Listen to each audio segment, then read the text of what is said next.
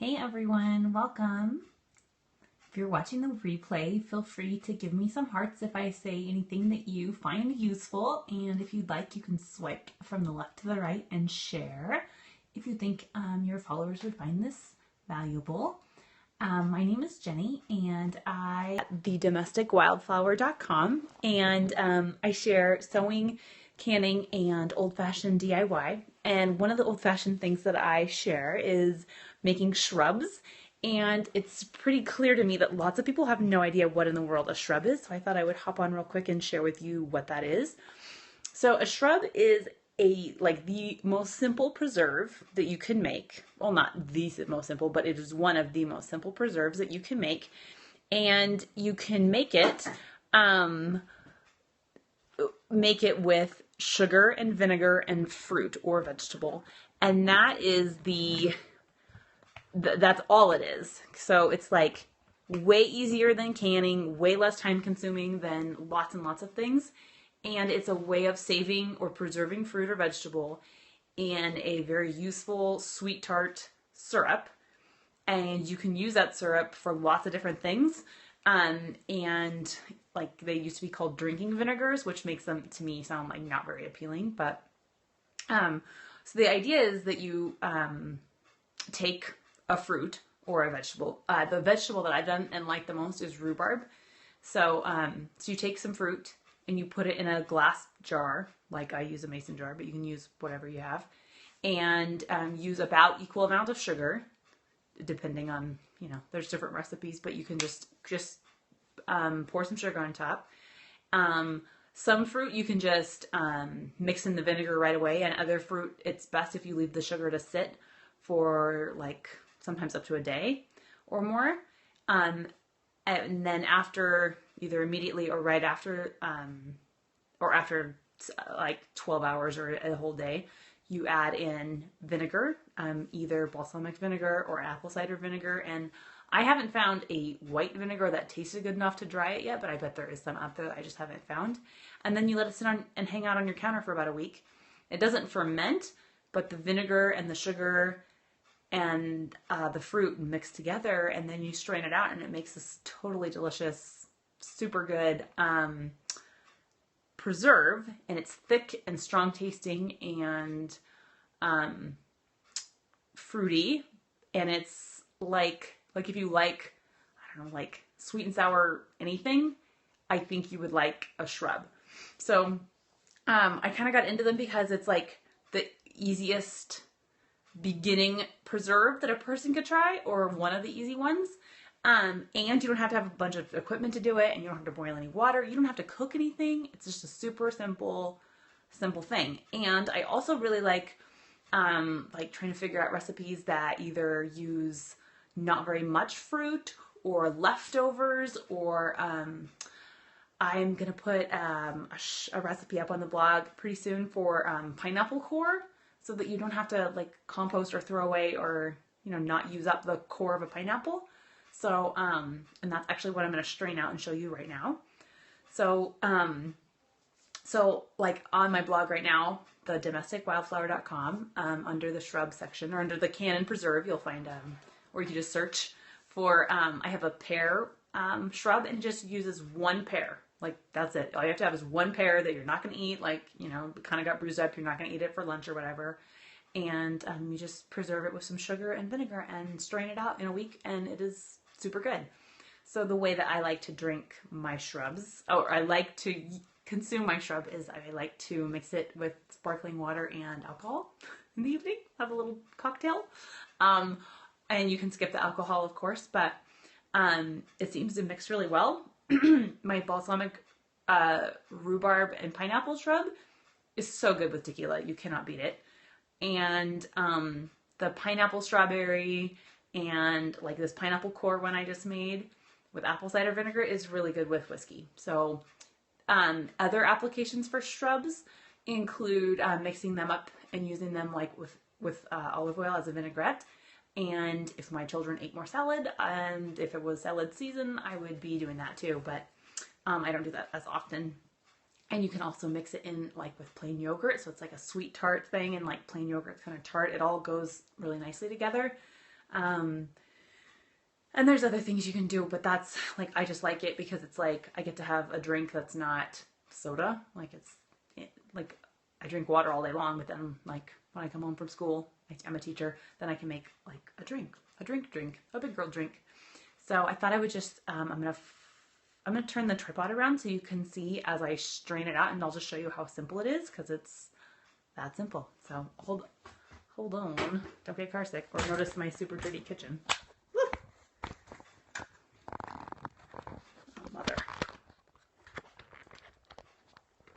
It's not a dirty kitchen, but it's not very tidy, that's for sure. Sorry, guys. Oh, Millie. There we go. Okay, thank you guys for being so patient. Okay, so this is a half-gallon mason jar, and I only did this because this ended up being 2 cores of pineapples. My kids eat a lot of pineapple, and like I just, you know, not like everybody has 2 pineapples to cut up at once. So it was 2 cores of pineapples, and it was like 3 strawberries, like 3 lonely little strawberries that were left that I didn't, you know, like I wasn't going to eat. And so I just chopped them up just to get them out of the fridge. And I put them in here at the bottom, and it was about a cup of fruit. And because pineapple is really sweet, even the core is sweet, I did a cup of sugar, and it was like a little over a cup of fruit. So 1 cup of white sugar, plain old sugar, on top of 2 pineapple cores plus a hand. I mean, you don't have to do the strawberries, I just did, and that's why it's a little bit pinker. And then because it was pineapple core, I left the sugar sit on it for I feel like I'm not looking at you. I'm like not getting you eye contact. I left it on there, and for like I did it like in the morning, and then in the evening I looked again, and I'll share the pictures on my Instagram because it was really pretty remarkable how much liquid the sugar pulled from the core of the pineapple. Like you wouldn't think, like the pineapple core doesn't seem very moist at all, but there's actually a lot of juice in there, and the sugar helps pull it out. And then I put in 2 cups of good quality unfiltered apple cider vinegar. And because you're actually like going to be drinking the vinegar, you don't want to get cheap white vinegar that you would use to descale your dishwasher or clean your windows with. Like this is where you would probably spend a little bit more and get higher quality, better vinegar. And I'm a super cheap person, and I would normally skip or cut costs if possible, but the better vinegar does taste a lot better. So it was about a cup of fruit, about a cup of sugar, and 2 cups of apple cider vinegar, and it just sat on my counter for a week, and I just took the lid off, and I thought I better hop on Periscope and show you how to do it. So I'm gonna like wind you down a little bit longer here. Whoop. And so then I have a quart jar. Quart means 4, so there's 4 cups capacity in this mason jar. And then I have a plastic funnel, and then I have a colander. So you could like put like a metal strainer up here, or a piece of cheesecloth, or like a really thin dish towel. I'm a big fan of making it work no matter what you have. So you can just do whatever you've got, or use whatever you've got. So I'm just gonna pour this baby in here. Whoop.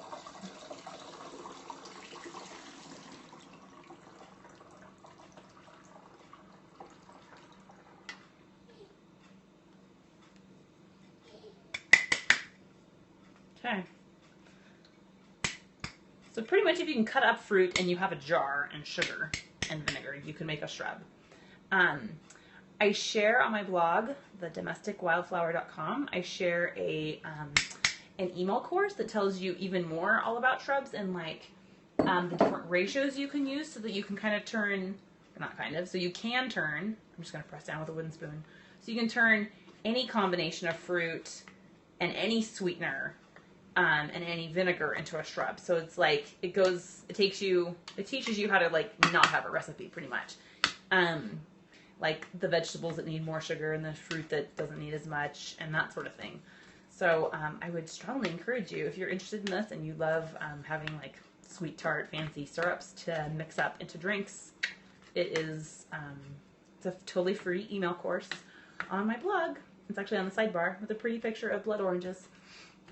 And So I'm just making sure I'm getting all the vinegar out of my fruit. And some people, like, I wouldn't chew on the pineapple core, but like some people do just plain strawberries and then they mix the strawberries themselves after they've been soaking into yogurt. I'm not crazy about it because it's real mushy, but some people do. So like you could try that. Okay, and then I just compost this, and then hang on, just making sure I got that all out. Okay, perfect, done ski. That's it. So now I have almost 4 cups of shrub, and that will last me kind of a long time in the fridge. I'll just put a lid on it, mason jar lid, and then that's it. And that's all it is to make them. Basically, that's it. So I'm gonna make a drink. So I thought I'd show you how much I do. So with 2 ice cubes, I do about 1 inch of shrub. Hi, thank you for the hearts. It's so helpful. So I do about that much shrub, and then a little bit of something, since it's, I don't know what day it is. Is it Wednesday? I was gonna say because it's Friday, but there's no excuse. Just because I'd like a little bit, like 1/2 inch maybe. And then, hey, thanks for joining. And then, yeah, sparkling water, which is so indulgent, and plastic bottles are wasteful, so please don't judge. It's like one of my only vices. So, yeah. So cheers, wildflowers. Are there any questions before I resume my supper making? Thank you for the green hearts. Yeah, it's really good. So it's like sweet, tart, and fruity, and smells really good. My husband thinks that the vinegar is a hard sell, and I guess it kind of is. But if you like vinaigrettes on your salad and you like sweet tart stuff or sweet and sour foods, you would totally love it. And it's super simple, and you're not going to screw up. What did you add before the sparkling water? The shrub. So the shrub is this thick syrup. Oh, it looks great. It is really good. It is great. So I added this shrub. So it's like I don't know how to do this. So it's like a pretty colored, kind of thick, not thick, but not like pancake syrup thick, but it's a syrup, basically. It's a sweetened vinegar and fruit infused syrup. Oh, and then I put whiskey in. That's it. So it was ice, shrub, and a little bit of whiskey. And there was another question, but now, oh no, you said it sounds good. You should try it. Yes, you should. You should hop on my blog, thedomesticwildflower.com, and you can sign up for my email course. And in it, it's just 6 little emails over a week, and over the course of a week, and it shares like the ratio, so that you don't have to like look up a recipe. You can just know, like, okay, I have like 3/4 of a cup of fruit here because I cut up 1 pear, and I'm gonna put this much sugar or honey. You can do honey, and which kind of vinegar maybe you'd like to use. And it's just a quick and easy preserve. And I think it's a really good first preserve because you're not going to make a mistake. And it just sits on the counter for a week, and it doesn't ferment. It doesn't convert into alcohol. It just, the flavors develop, and it tastes way less like vinegar and more like something completely different. So, yeah, you should definitely check it out. Does anybody else have any questions before I sign off? My site is thedomesticwildflower.com. And I share sewing, canning, and old-fashioned DIY. That's my elevator pitch. Oh, yeah, and I was going to say, I'm glad I didn't forget. So, you're welcome, the Fabre. I'm also doing a giveaway, like not to completely jump subjects, but since we're talking, I'm giving away a French press that is a mason jar French press. And let me take it out of its little wool cozy. So this was the wool cozy that keeps the coffee warm.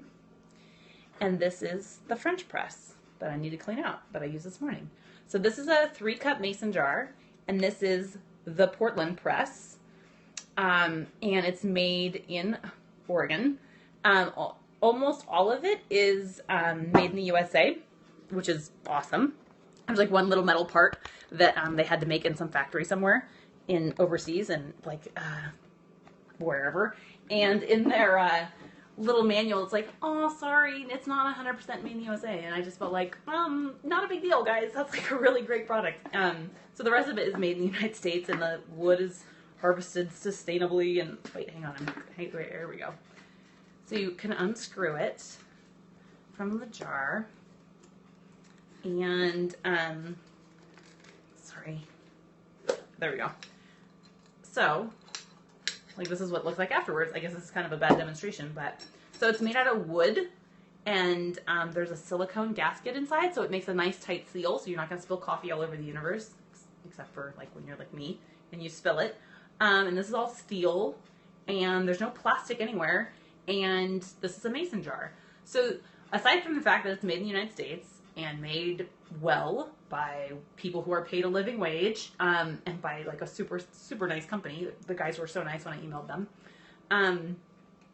So the genius part, beyond the fact that it's made really well, is that you make the coffee in a canning jar. Okay, so canning jars are meant to get hot.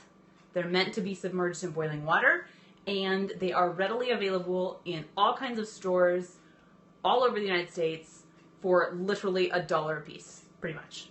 Like, if you bought them somewhere fancy, it'd be like $1.50 each.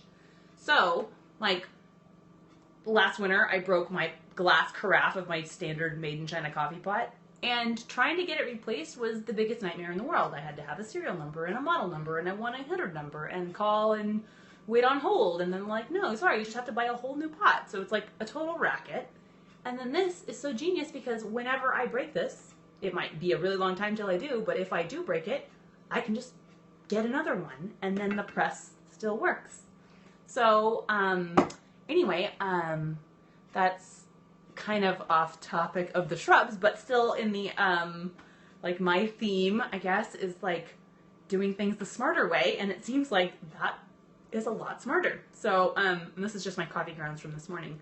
So, you can head to my site, thedomesticwildflower.com, and it's actually just right at the top. You'll see you can enter the giveaway and enter to win your own fancy Portland press. Are there any questions about that? This jar holds 3 cups of liquid, so I can leave the house with 2.5 cups of coffee. And to make it, you just boil a teapot of water. Like a whole teapot takes like 4 or 5 minutes on my electric cook stove. And I need to cut up some strawberries for my toddler. So are there any other questions? Thanks for watching, guys. I'm glad. I'll have to hop on more often. Be more consistent. So thanks so much. And if this is something you guys would like, if you think your friends would enjoy, share it, share the love. And we'll talk to you guys soon. Have a great night, everyone.